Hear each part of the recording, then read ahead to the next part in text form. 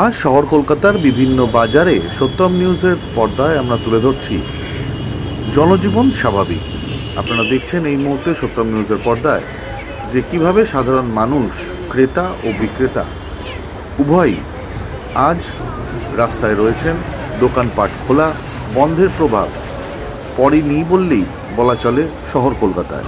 আপনারা দেখছেন এই মুহূর্তে বিভিন্ন বাজার থেকে আমরা তুলে ধরছি সবজির বাজার এবং কাঁচা সবজি থেকে শুরু করে মাছ, মাংস, ডিম সব কিছুই নিয়ে কিন্তু বিক্রেতারাও যেমন বসেছেন, তেমন ক্রেতাদের ভিড়ও চোখে পড়ছে বিভিন্ন বাজারে।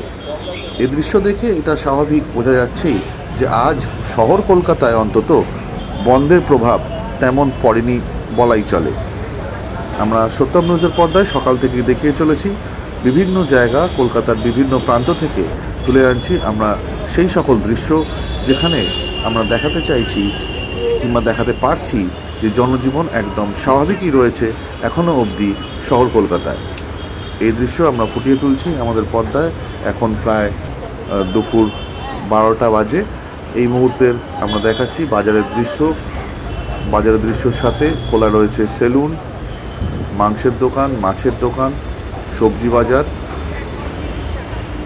এবং সকালবেলার ফুটপাতে যারা প্রাতরাশ সারেন তাদের জন্য কিন্তু গরমা গরম কচুরিও তৈরি হচ্ছে। আমরা দেখাচ্ছি সেই দৃশ্যই আপনাদেরকে সরাসরি সত্যম নিউজের পর্দায়।